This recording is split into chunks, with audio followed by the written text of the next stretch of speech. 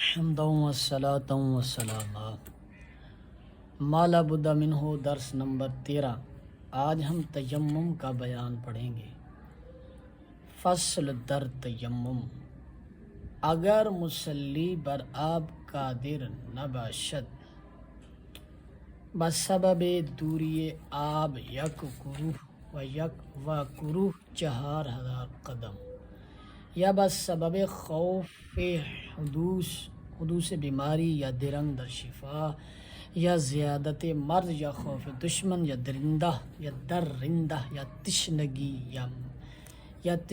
یا میسر نشدن دلو یا رسن، اور جائز است کہ عوض وضو و غسل تیمم کند بر جنس زمین خاک باشد یا ریگ یا چونا یا گچ یا سنگ سرخ یا سیاہ یا مرمر بشرط کہ پاک باشد۔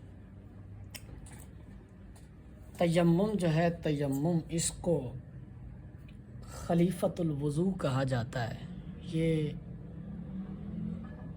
وضو کا خلیفہ ہے، یعنی جو عبادات آپ وضو کے ساتھ سر انجام دے سکتے تھے وہی تمام تر عبادات آپ تیمم کے ساتھ بھی سر انجام دے سکتے ہیں۔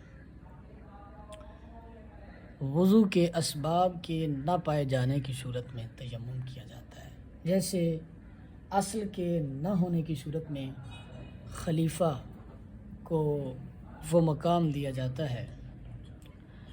کہہ رہے ہیں کہ اگر مصلی نماز پڑھنے والا آپ پر قادر نہ ہو، ایک کروہ دوری کے سبب، یعنی ایک کروہ پانی دور ہو۔ ایک کروہ کتنا ہوتا ہے؟ 4000 قدم۔ یا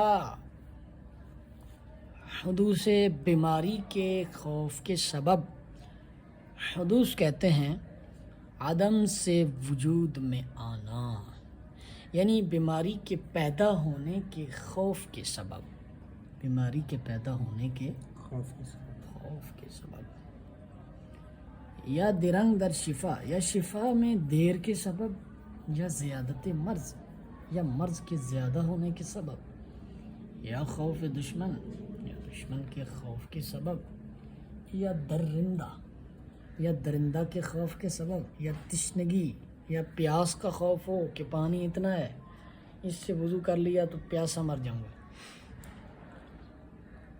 یا میسر نہ شدن دل یا رسن، یا ڈول یا رسی کا میسر نہ ہونا، اور جائز است کہ عوض وضو و غسل تیمم کنا، تو اس کے لیے جائز ہے کہ وہ وضو یا غسل کے عوض میں تیمم کرے زمین کی جنس زمین پر۔ وہ جنس چاہے خاک ہو، مٹی ہو، چاہے ریگ ہو، چاہے چونا ہو، چاہے گچ ہو، چاہے سرخ پتھر ہو، چاہے سیاہ پتھر ہو، چاہے سنگ مرمر ہو، بشرطے کہ یہ سارے پتھر وغیرہ ساری چیزیں پاک ہونی چاہیے۔ یہ جو چیزیں ساری بیان کی ہیں، ریگ، چونا، گچ، یہ ساری زمین کی جنسیں ہیں، ٹھیک ہے، مختلف شکل و صورت میں، مٹی وغیرہ کی، ریت وغیرہ، گچ وغیرہ۔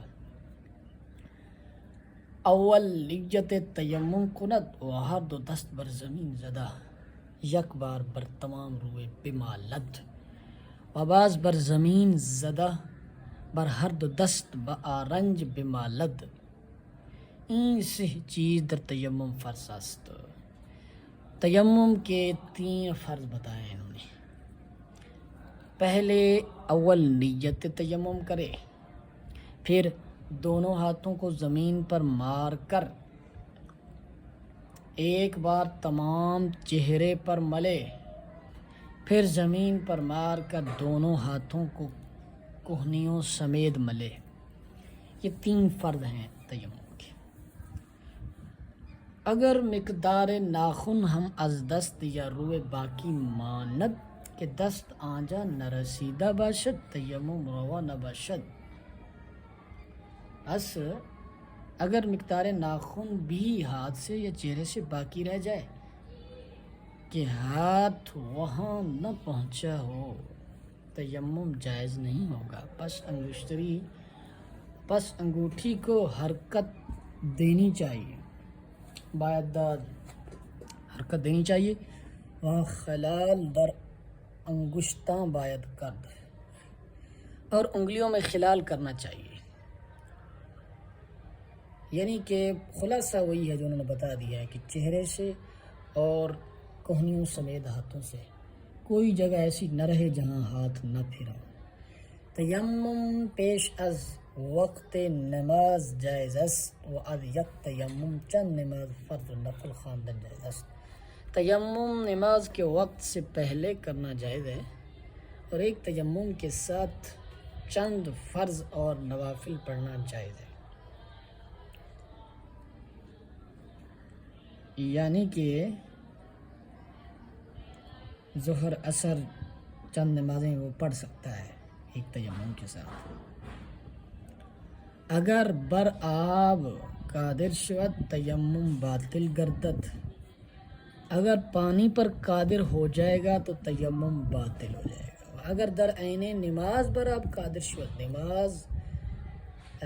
شود نماز کے بعد تیمم شروع کردہ باطل گردد. اگر وہ نماز پڑھ رہا ہے تیمم کر کے، نماز کے اندر ہی اسے پتہ چل جاتا ہے کہ مجھے پانی مل گیا ہے، تو وہ نماز اس کی ختم، باطل ہو جائے گی. نماز کیوں باطل ہوگی کہ وہ اس کی طہارت ہی باطل ہو جائے گی. پھر وہ پانی سے وضو کرے اور نماز کے لیے کھڑا ہو.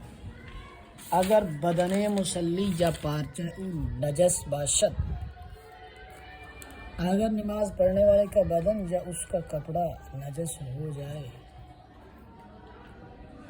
اور پانی کے استعمال پر قادر نہ ہو اور نماز با نجاست جائز ہے، اس کے لیے نجاست کے ساتھ نماز پڑھنا چاہیے. اگر بر پارچہ پاک بقدر ستر عورت قادر نہ باشد، اگر ستر عورت کے برابر وہ کپڑے پر قادر نہ ہو، یعنی ستر چھپانے کے برابر بھی وہ پاک کپڑے پر قادر نہ ہو، تو اسی نجس کپڑے کے ساتھ نماز پڑھ سکتا ہے.